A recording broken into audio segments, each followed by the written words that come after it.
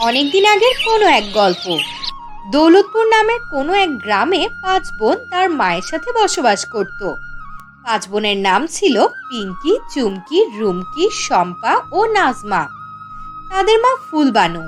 স্বামীর মৃত্যুর পর ফুলবানু অন্যের বাড়িতে কাজ করে 5 মেয়েকে নিয়ে তার জীবন জীবিকা চালাচ্ছিল। এভাবেই চলছিল ফুলবানুর 5 মেয়ের জীবন জীবিকা। কিছুদিন পর নাজমার জন্মদিনের সময় চলে আসছিল, কিন্তু তারা দরিদ্র হবার কারণে স্কুলের প্রত্যেকটা মেয়ে তাদেরকে নিয়ে মজা করত। এমনই একদিন নাজমার ক্লাসের বান্ধবী সুস্মিতা তার বান্ধবী রুমাকে বলল, রূপা, তুই জানিস আমার মা আমার জন্য ব্র্যান্ডের ও অনেক সুন্দর একটা লেহেঙ্গা নিয়ে আসবে। ওইটা পরলে আমাকে একদম পরীর মতো দেখাবে। আচ্ছা, এবার তুই বল, তুই কি পরে আসবি আমার জন্মদিনে? সুস্মিতা, আমার মা আমার জন্য ম্যাচিং করে ব্র্যান্ডের জুতা ও লেহেঙ্গা নিয়ে এসেছে। আমি এই ড্রেসগুলো পরেই তোর জন্মদিনের পার্টিতে আসব। কিন্তু একটা কথা, তুই কি আমার জন্মদিনে এই গরিব 5 বোনকে নিমন্ত্রণ করবি? আরে না না, এদের 5 বোনকে নিমন্ত্রণ করে আমার মান সম্মান হারাবো নাকি? এই গরিবেরা মনে হয় জানেও না যে বার্থডে বলে কোনো উৎসব আছে। এদের প্রত্যেকটা দিনই একই রকম হয়, সাধারণের মতো। আর আমরা কোথায়? আমাদের প্রত্যেকটা দিনই খাস হয়। আর এদের কাছে তো ভালো কোনো কাপড়ও নেই। এরা কি কখনো আমাদের মতো বড় হতে পারবে? তাই তোমরা আমাদের এই ডিজাইনের ব্র্যান্ডের লেহেঙ্গা পরা দেখে সান্ত্বনা নিও, কারণ তোমাদের ব্র্যান্ডের ডিজাইনের লেহেঙ্গা পরার যোগ্যতা নেই। এই বলে সুস্মিতা ও রূপা তাদের 5 বোনকে নিয়ে হাসাহাসি করে। সুস্মিতা ও রূপার হাসাহাসি করা দেখে এদের 5 বোনের অনেক রাগ হয়। কিন্তু ঠিক তখনই বড় বোন পিঙ্কি বলে, হ্যাঁ, আমরা দরিদ্র, তাই বলে তোমরা আমাদেরকে নিয়ে মজা করতে পারো না। আমরা দরিদ্র, এটা আমাদের পরিস্থিতির শিকার। তোমরা অযথাই আমাদের নিয়ে হাসাহাসি করছো। এইভাবে হাসাহাসি করা উচিত নয়। কি হয়েছে আমরা দরিদ্র বলে? আজকে যদি আমাদের বাবা বেঁচে থাকতো, তাহলে হয়তোবা আমাদের এই দিনটি দেখতে হতো না। তোমরা আমাদের সাথে ঝগড়া করো না। এত মানুষের সাথে ঝগড়া করে কোনো লাভ নেই। তোমরা দুজন যদি আর একবার আমাদের 5 বোনকে নিয়ে মজা করেছো, তাহলে কিন্তু তোমাদেরকে ছাড়বো না। তোমরা দুজন এখান থেকে চলে যাও। আর হ্যাঁ, তোমাদের এই বড় লোকের অহংকারগুলো অন্য কোথাও দেখাও, আমাদের কাছে নয়।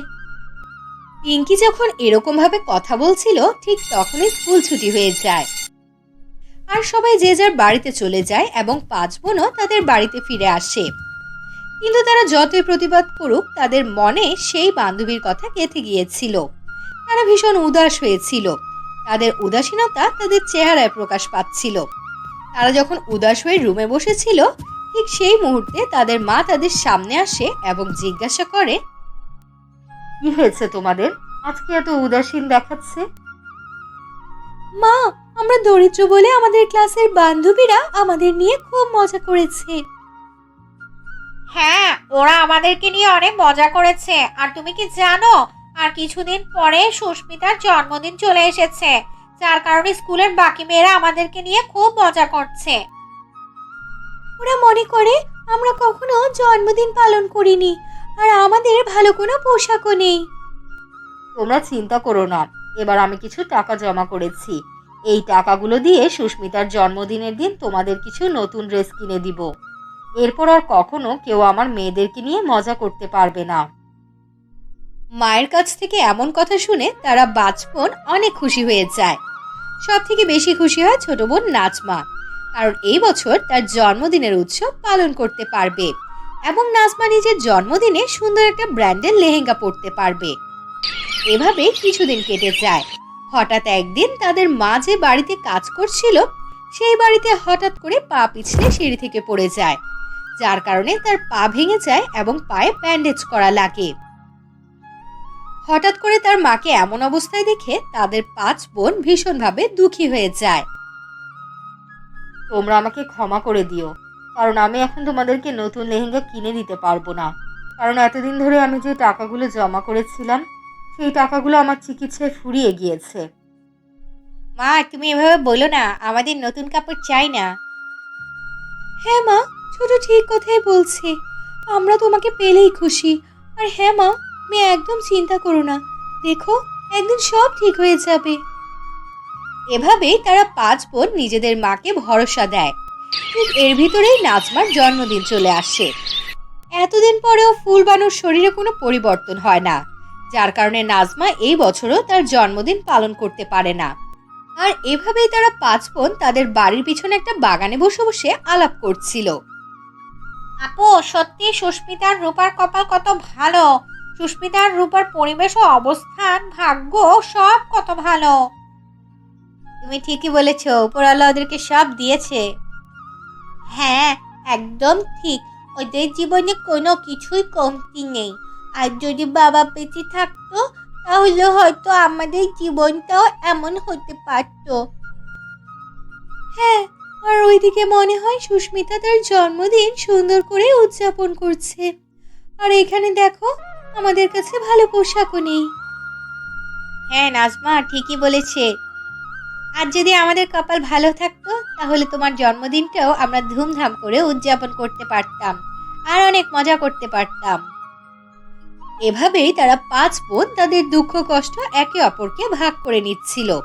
ঠিক তখনই ওদের সামনে একটা সুন্দর পরী এসে হাজির হয়, এবং পরী তাদের পাঁচ বোনের কথা শুনে অনেক দুঃখী হয়। তাই পরী আর দেরি না করে ওই পাঁচ বোনের সামনে হাজির হয় এবং তাদেরকে বলে, শোনো মেয়েরা, আমি পরিরাজ্য থেকে তোমাদের কাছে এসেছি সাহায্য করার জন্য। আর তোমাদের এই দুঃখ কষ্ট দেখে আমি তোমাদের জন্য কিছু একটা করতে চাই, যেন তোমাদের দুঃখ চিরকালের জন্য শেষ হয়ে যায়। সবই তো বুঝলাম, কিন্তু তুমি আমাদেরকে কিভাবে সাহায্য করবে? এরপর ঠিক সেই সময় পরী পাঁচটা জাদুর লেহেঙ্গা বাড়ির সামনে হাজির করে এবং তাদের পাঁচ বোনকে বলে, এগুলো কোনো সাধারণ বাড়ি নয়, এবং এই পাঁচটি জাদুর লেহেঙ্গার বাড়ি। আর আমি এই পাঁচটি জাদুর লেহেঙ্গা তোমাদেরকে দিতে চাই। আর এই জাদুর লেহেঙ্গা তোমাদের সব ইচ্ছা পূরণ করবে। শুধু তাই নয়, তোমরা যদি চাও এই পাঁচটি জাদুর লেহেঙ্গার বাড়ির ভিতরে বসবাস করতে পারো।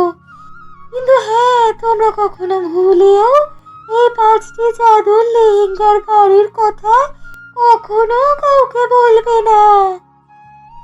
আপনাকে অনেক অনেক ধন্যবাদ পরী। আপনি যে আমাদের পাঁচ বোনকে এত বড় উপহার দিলেন, এত সাহায্য করলেন, এটা আমরা কখনোই ভুলবো না। আজকে শুধু আপনার জন্য আমরা গরিব পাঁচ বোন সুখ ভাগ করে নিতে পারবো। আপনাকে অনেক অনেক ধন্যবাদ পরী। এভাবেই তারা পাঁচ বোন তাদের লেহেঙ্গা পেয়ে অনেক খুশি হয় এবং পরীকে ধন্যবাদ জানায়। অন্যদিকে পরীও তাদের পাঁচ বোনকে জাদুর লেহেঙ্গা দিয়ে সেখান থেকে অদৃশ্য হয়ে যায়। এরপর পাঁচ বোন তাদের মাকে নিয়ে আসে এবং তারা তাদের ঘরে চলে যায়। শম্পা তার মাকে নিয়ে জাদুর লেহেঙ্গার ঘরে ঢুকে যায় এবং জাদুর লেহেঙ্গাকে বলে, এই জাদুর লেহেঙ্গা, জাদুর লেহেঙ্গার বাড়ি, আজকে আমার ছোট বোন নাজমার জন্মদিন। তাই জন্মদিন উদযাপন করার জন্য তুমি আমাদের একটা জন্মদিনের কেক দাও, আর তুমি তোমার জাদুর শক্তি দিয়ে আমার মাকে আগের মতো ঠিক করে দাও। এমন কথা বলতে না বলতেই সেখানে সুন্দর একটা বার্থডে কেক এসে হাজির হয় এবং মুহূর্তেই তার মা আবার আগের মতো ঠিক হয়ে যায়। অন্যদিকে তারা চার বোন জাদু লেহেঙ্গার কাছ থেকে তাদের ইচ্ছা মতো সবকিছু চেয়ে নেয়। এভাবেই তারা খাবার চায় এবং সঙ্গে সঙ্গে খাবার তাদের সামনে হাজির হয় এবং তারা পাঁচ বোন ওইদিকে সুন্দর সুন্দর ড্রেস পরে রেডি হয়ে যায়। তারপরে বন্ধুরা সবাই মিলে নাজমার জন্মদিন উদযাপন করে। পরের দিন তারা পাঁচ বোন যখন স্কুলে যায়, তখন সুমাইয়া ও আরতি বেদনা ও কমলাকে বলে, তোমরা ভাবতে পারবে না আমরা আমার বোনের জন্মদিন ধুমধাম করে পালন করেছি। আর হ্যাঁ, শুধু তাই নয়, আমরাও তোমাদের থেকে অনেক দামি এবং ব্র্যান্ডেড লেহেঙ্গা পরেছিলাম। আর এর পাশাপাশি আমরা তোমাদের থেকেও দামি এবং সুস্বাদু খাবার খেয়েছি। আরে আরে, কে শুনতে চাইছে তোমাদের এমন গল্প?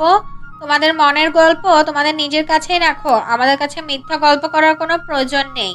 আমরা খুব ভালো করে জানি তোমরা কতটা দরিদ্র আর তোমাদের সামর্থ্য কতটুকু। তাই তোমাদের এসব ফালতু গল্প আমাদের সামনে বন্ধ করো, আমরা শুনতে চাই না। আরে মিথ্যা কথা কেন বলবো? ওই আমাদের পাঁচ বোনকে পাঁচটা জাদুর লেহেঙ্গায় বাড়ি দিয়েছে। ওই বাড়িগুলোর কাছে আমরা যা বলি আমাদের সকল ইচ্ছাই বাড়ি পূরণ করে দেয়। হ্যাঁ, ও ঠিক কথাই বলেছে। আমাদের কথা যদি তোমাদের বিশ্বাস না হয় তাহলে কোনো ব্যাপার না, স্কুল ছুটির পরে তোমরা আমাদের বাড়ির কাছে গিয়ে দেখতে পারো। এভাবে ওদের কথা শুনে সুস্মিতা ও রূপা অনেক অবাক হয়ে যায়। এ সময় তাদের বাকি 3 বোন সেখানে উপস্থিত ছিল না। এরা তো জানতোই না জাদুর লেহেঙ্গার কথা। এরপর স্কুল ছুটি হওয়ার পর যখন নাজমা ও শম্পা সুস্মিতা ও রূপাকে জাদুর লেহেঙ্গার বাড়ির কাছে নিয়ে গিয়ে বলে, এই জাদুর লেহেঙ্গার বাড়ি, তুমি আমাকে জলদি জলদি সুস্বাদু খাবার দিয়ে দাও। নাজমা ও শম্পা ঠিক যখন জাদুর লেহেঙ্গার বাড়ির কাছ থেকে এমন খাবার চায়, ঠিক তখনই জাদুর লেহেঙ্গার বাড়ি উধাও হয়ে যায়। ওদিকে ওদের 3 বোনের কাছ থেকেও জাদুর লেহেঙ্গার বাড়ি অদৃশ্য হয়ে যায়। তখন সুস্মিতা, রূপা, শম্পা নাজমাকে নিয়ে আবারও হাসাহাসি করে। এরপর সুস্মিতা ও রূপা সেখান থেকে হাসতে হাসতে চলে যায়। এরপর তারা 5 বোন আবারও সেই আগের অবস্থানে ফিরে যায় এবং আগের মতোই জীবনযাপন করতে থাকে।